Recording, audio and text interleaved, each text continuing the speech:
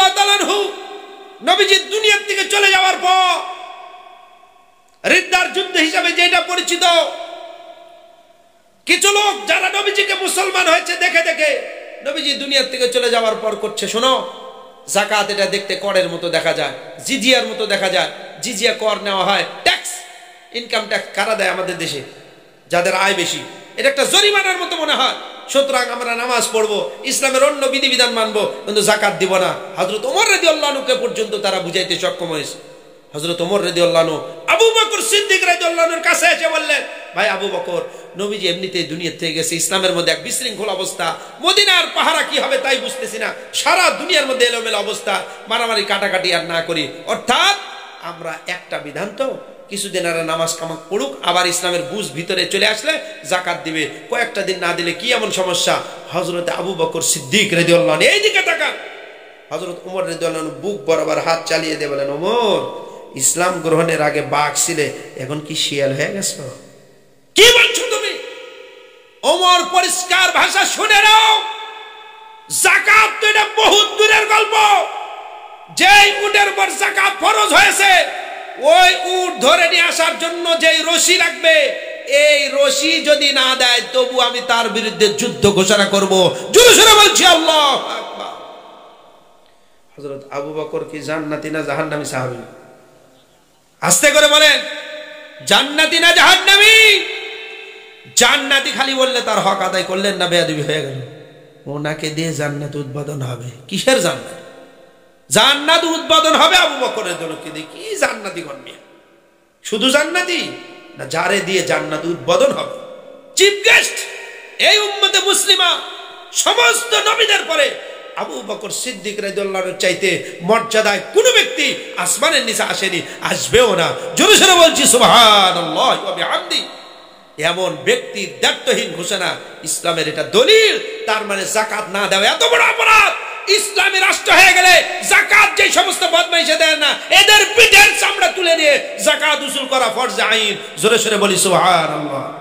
নামাজ পড়ো ঢুকুর ঢুকুর, সামনের কাতারে নামাজ পড়ে কপাল কালো করে ফেলছো, আর আমি 10 টাকা ফকিরনি চাইলে দেয় না। তোর এই নামাজের কোনো দরকার নাই, বদমাইশ। সামনের কাতারে নামাজ পড়ো, মিয়া যাকাত দাও না। যাকাত না দেওয়া তোমার বিরুদ্ধে যুদ্ধ করার মতো অপরাধ।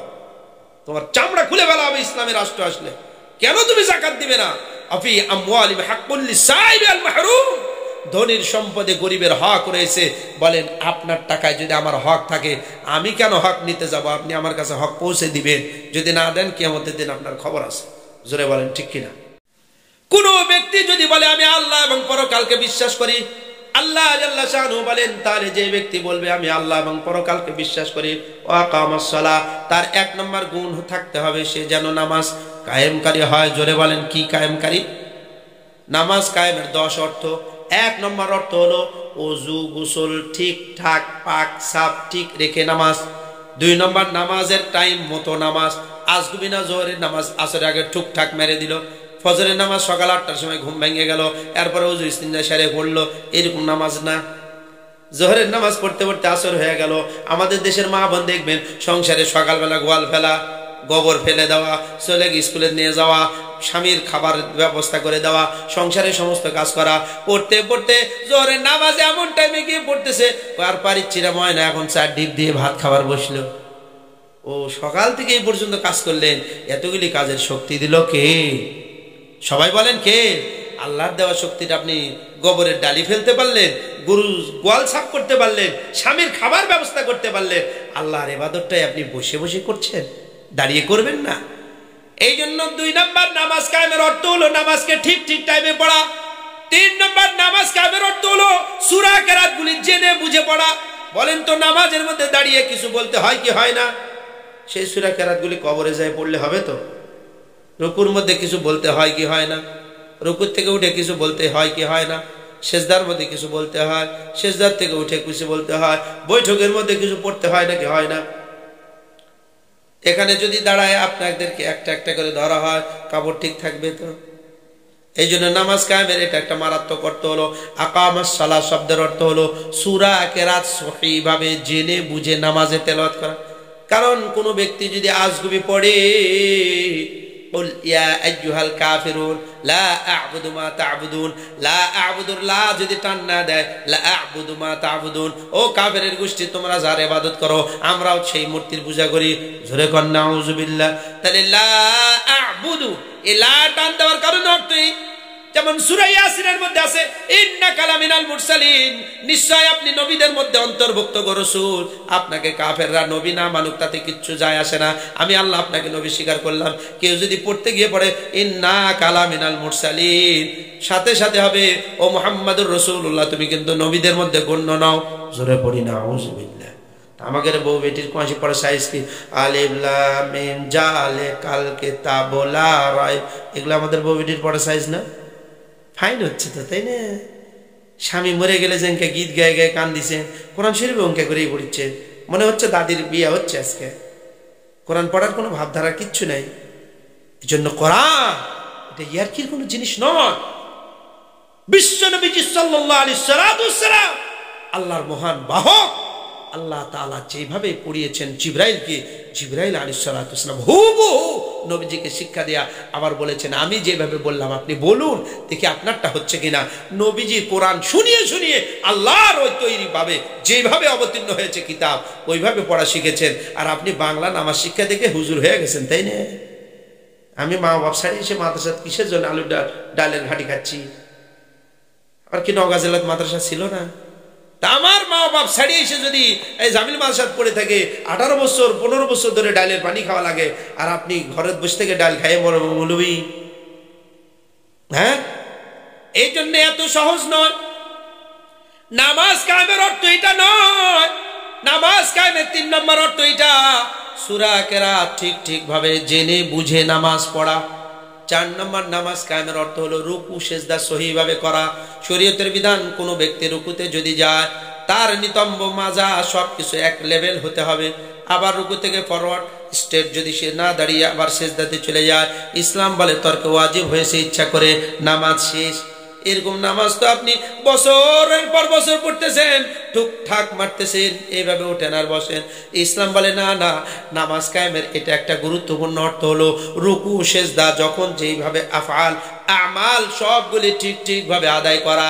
সুতরাং আকামাস সালাত শব্দের অর্থ হলো রাষ্ট্রীয় ক্ষমতা দখল করে নামাজি বানাবো, এটা একটা ফাউল অর্থ। আমাদের দেশের একটা ইসলামী দল আছে, তাদের এটা একটা বুঝ যে আমরা রাষ্ট্রীয় ক্ষমতা খালি পাইলেই হয়, কুবে জনগণক নামাজি বানাবো।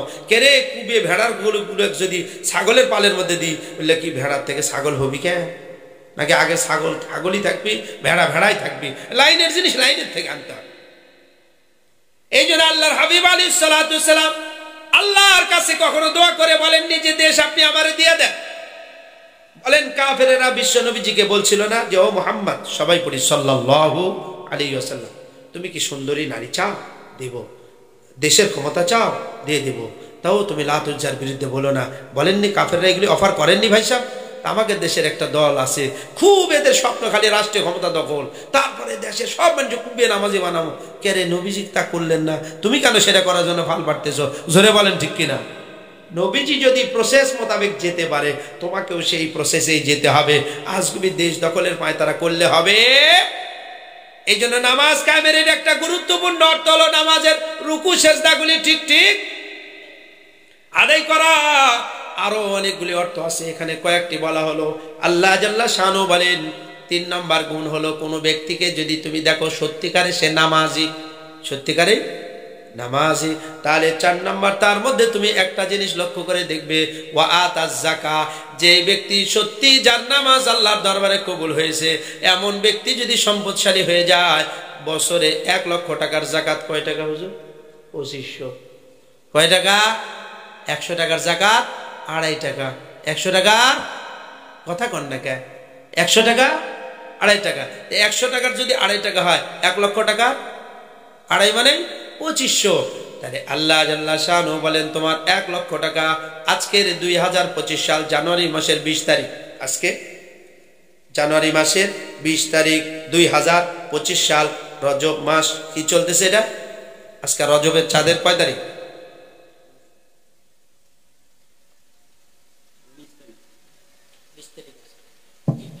এখন মাগরিবের পর 20 তারিখ পড়ে গেছে। 19 তারিখে আমি তো উপরে স্ক্রিনে দেখলাম, পরে দেখলাম না রাতে তো আরবি তারিখ চেঞ্জ হয়, এটা 20 তারিখের মধ্যে ধরে মাগরিবের পর। যেমন আমরা আগে সূর্য দেখি না আগে চাঁদ দেখি? কি দেখে আপনারা রোজা শুরু করছে? কি দেখে ঈদ করেন? আগের দিন চাঁদ দেখেন, পরের দিন ঈদ, তাই করেন না? তার মানে বোঝা গেল আরবি তারিখ সন্ধ্যা পড়লেই তারিখ চেঞ্জ। এখন 20 তারিখ। এখন পরিষ্কার একটা মাসালা শুনে না, কোনো ব্যক্তি যদি ইংরেজি তারিখ দেখে যাকাত আদায় করে, ইসলাম বলছে যাকাত আদায় হয়নি। আরবি তারিখ দেখে আপনাকে যাকাতের হিসাব বের করতে হবে, কারণ ইংরেজি বছর সৌর বছরের মধ্যে ঝামেলা আছে, আপনি হিসাব মিলাইতে পারবেন না। আরবির সাথে ইসলামের সম্পর্ক। আরবি মাসে রমজান আপনি ধরেছেন, রমজান কি বাংলা মাসের নাম? রমজান এটা বাংলার নাম নাকি আপনার এলাকার রমজান আলী? ঈদ উল ফিতর এটা কি দুনিয়ার উৎসব না আল্লাহর উৎসব? এটা কি দেখে শুরু হয়? চাঁদ দেখে না সূর্য দেখে? সুতরাং দুনিয়ার সমস্ত কিছু শুরু হয় সূর্য দেখে। আরবি ইসলামের সমস্ত বিধান শুরু হয় চাঁদ দেখে। এই জন্য কোরআনে পাকের মধ্যে আসছে ইয়াসআলুনাকা আনিল আহিল্লা, ও মুহাম্মদ বলো তো চাঁদ সূর্য এগুলো কি? রাসূলুল্লাহ সাল্লাল্লাহু আলাইহি ওয়াসাল্লাম চুপ ছিলেন। আল্লাহ জাল্লা শানু জানিয়ে দিলেন, নবী গো আপনি বলেন কুল হিয়া মাওয়াকিতু লিন-নাস, চাঁদ সূর্য হলো মানুষের ইবাদতের ঘড়ি। জোরে সোরে বলি সুবহানাল্লাহ। রমজানের চাঁদ উঠে গেলে আমরা বুঝি রোজা চুরে এসে। টাকা থাকে কত? 1 লক্ষ টাকা। আগামী বছর আবার 2026 সালের 20 রজব যেদিন আসবে, এখন ইসলাম বলেছে 1 বছর পর আপনার এই 1 লক্ষ টাকার উপর 2.5% হারে জাকাত আসবে। এটাকেই বলা ইসলামের জাকাত আদায়ের পদ্ধতির সিস্টেম হলো আকামুস সালাসাত ওয়া আতাজ যাকাত। এখন এই 1 লক্ষ টাকার জাকাত আমি কয় টাকা দিব? মাইক এলোমেলো করতেছে, একটু সাহস কমাই দাও। কয় টাকা দিব ভাই সাহেব? এই যে 1 বছর সময় পেরিয়ে যাওয়ার পর ইসলাম আমাকে বলেছে এখন শতকরা 2.5 টাকা জাকাত দিয়ে দাও। আল্লাহ জাল্লা শানু বলেন, যেই ব্যক্তি নিজেকে দাবি করবে আমি পাক্কা নামাজি, আমার নামাজ আল্লাহর দরবারে কবুল হয়েছে। আল্লাহ জাল্লা শানু বলেন কোন ব্যক্তির নামাজ আল্লাহর দরবারে কবুল হয়েছে বোঝার সহজ বুদ্ধি হলো, সে যদি সম্পদশালী হয়ে যায়। নামাজি ব্যক্তি কখনো হাড়কিপটা হতে পারে না, নামাজি ব্যক্তি কখনো দুনিয়ার মহব্বতের পাগল হতে পারে না। টাকা পয়সা যদি আল্লাহ তাআলা তারে দিয়ে দেয়, স্বর্ণ চাঁদি গহনা গাটি যদি তার হয়ে যায়, আল্লাহ জাল্লা শানু বলেন নামাজি ব্যক্তি নামাজের সাথে সাথে যাকাত প্রদানকারীও হবে। চিৎকার করে বলেন মারহাবা। এই জন্য রাসূল করিম সাল্লাল্লাহু আলাইহি ওয়াসাল্লাম হাদিসে পাকের মধ্যে ইরশাদ করেন, কোন ব্যক্তি যদি নামাজ পড়ে যাকাত পরিমাণ অর্থ থাকলে যাকাত না দেয়, আল্লাহর হাবিব বলেন তার নামাজ কবুল হবে না। কারণ একই আয়াতে আগে বলেছেন নামাজের কথা, পরে বলেছেন যাকাতের কথা। আপনি নামাজ বাদ দিয়ে যাকাত ধরেন কেন? যাকাত বাদ দিয়ে নামাজ ধরেন কেন? দুইটা একটা আরেকটার সাথে অঙ্গাঙ্গি ভাবে জড়িত, একটা আরেকটার পরিপূরক। নামাজ কমপ্লিট হয়েছে মানে এখন যাকাত দিয়ে আরো আল্লাহর কাছে প্রমাণ করেন। আপনি দেহ দিয়ে নামাজ পড়লেন, যাকাত দিয়ে সম্পদ দিয়ে বুঝান যে আমি সম্পদও পবিত্র করতে চাই। নামাজ পড়ার দ্বারা মানুষের দেহ পবিত্র হয়, যাকাত দেওয়ার দ্বারা সম্পদ পবিত্র হয়। কারণ কোনো ব্যক্তি যদি জান্নাতে যেতে চায় তার পবিত্র হওয়া লাগবে শুধু কি শরীর না পয়সাও? যার পয়সার মধ্যে ভেজাল সে কি জান্নাতি না জাহান্নামী? হালাল খোর না হারাম খোর?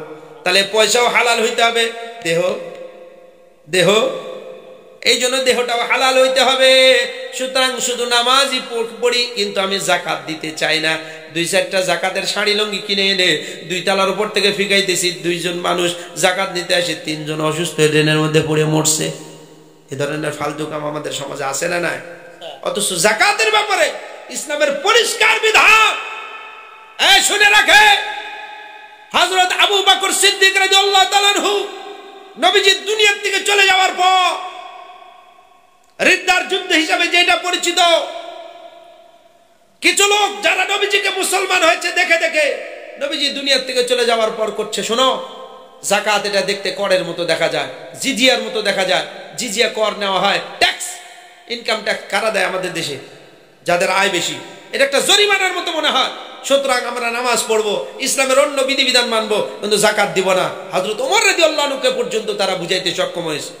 হযরত ওমর রাদিয়াল্লাহু আনহু আবু বকর সিদ্দিক রাদিয়াল্লাহু আনহুর কাছে এসে বললেন, ভাই আবু বকর, নবীজি এমনিতেই দুনিয়া থেকে গেছে, ইসলামের মধ্যে এক বিশৃঙ্খল অবস্থা, মদিনার পাহারা কি হবে তাই বুঝতেছি না, সারা দুনিয়ার মধ্যে এলোমেলো অবস্থা, মারামারি কাটাকাটি আর না করি। অর্থাৎ আমরা একটা বিধান তো কিছুদিন আর নামাজ কামাক পড়ুক, আবার ইসলামের বুঝ ভিতরে চলে আসলে জাকাত দিবে। কয়েকটা দিন না দিলে কি এমন সমস্যা?